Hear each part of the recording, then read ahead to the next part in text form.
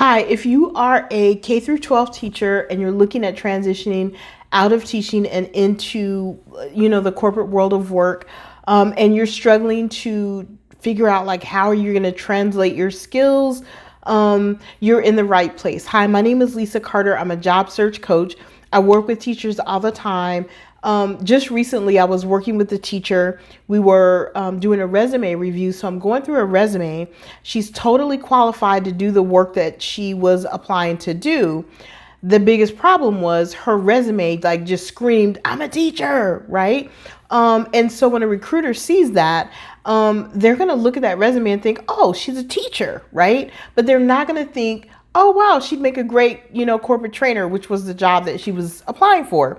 So it occurred to me that I really wanted to create a video to help you figure out a process that you could work through to begin building this skill to translate your teaching skills into corporate skills and qualifications that you can include on your resume, use to tell your story in an interview, and just help you to start internalizing why you are worth the amount of money that you're actually going to ask for when you start to get to that point where you want to negotiate your salary. So let's just jump right in and look at step number one. So the first step that you want to take to begin the process of creating a list of your translatable skills is you want to write out your work history in granular detail.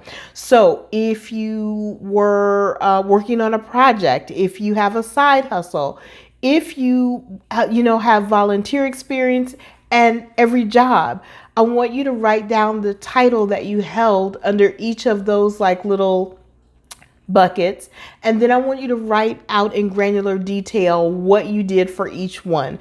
Now, the reason that this is important is because it is the foundation, like I said, for everything else that you're going to do, from creating your resume to asking for a certain salary. So super important that you take the time to do this.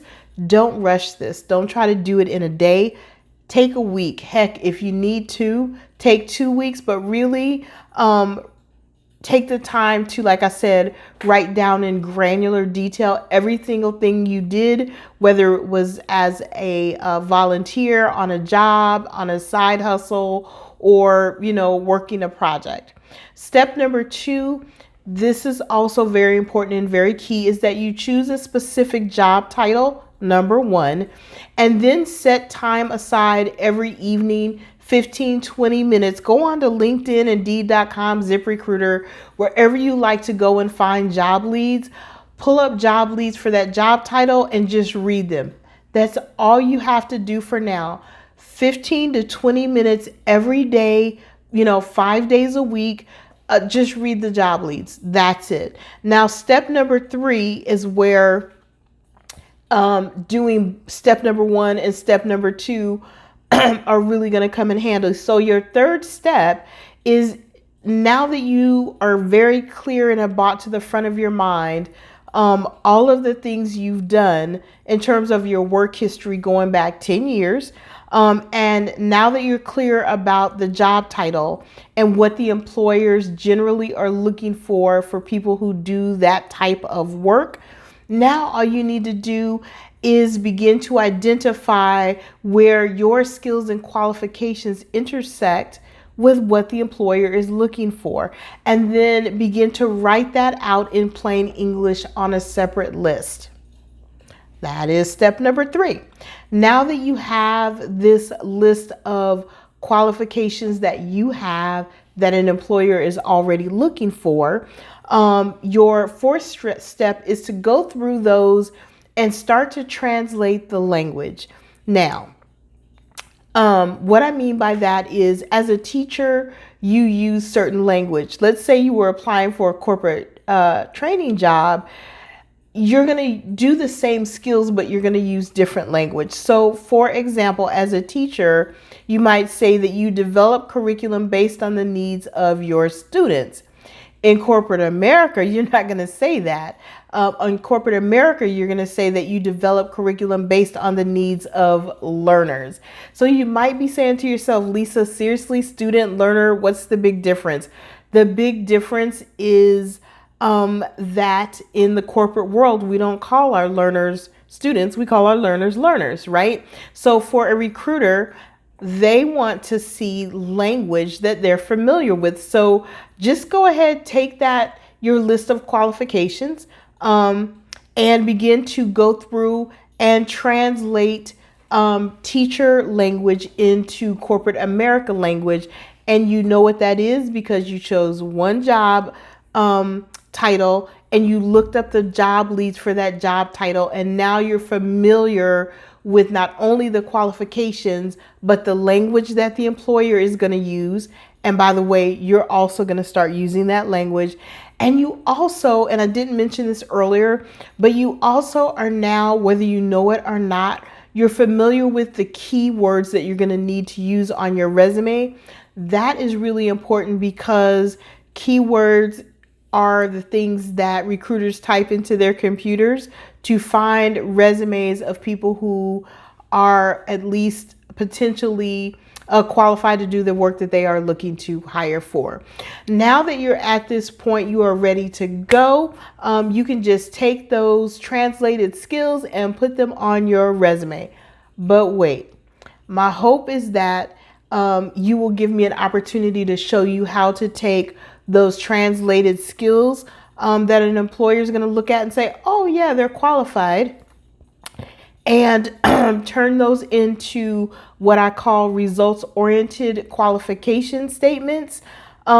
Those are statements that actually get you invited to interview, help you to speak in an interview in such a way that an employer can really see not only do you have the skills, but I am clear about how you could use those skills to help me. Results-oriented qualification statements help employers say, I can actually see you doing the job, right? So that is really the sweet spot of where we want to be.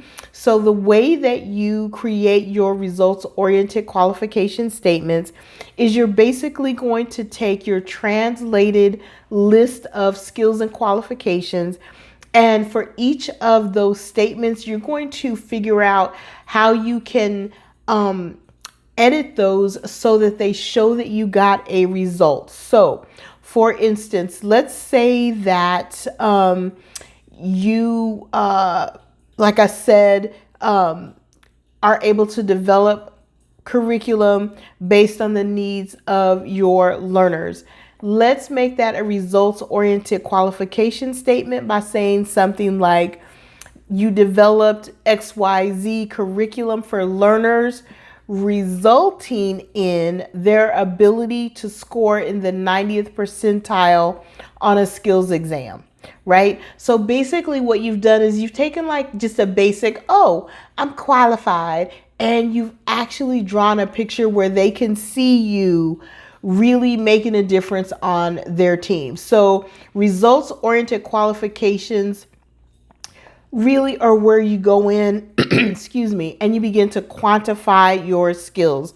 So you show how you've increased something or decreased something, or how you've gotten a result, a positive result. So that is really like the icing on the cake when it comes to translating your skills, is taking those translated skills and creating your results-oriented qualification statements. Now, if you were thinking to yourself, Lisa, I've already, created 25 resumes, I cannot do another one, I'm ready to pull my hair out because this is just more than I can stand. No worries. I understand. If you are struggling trying to figure out how you're going to get this done, I have an online course called the Recruiter Ready Resume course. It is less than an hour long. It is specifically designed to help you easily create a recruiter ready resume It includes resume templates. It includes access to me. You can literally reach out to me personally, ask me 3 questions as you're creating your resume or after you finish creating it. You can figure out, okay, now what questions do I have left? You can ask those questions of me as well.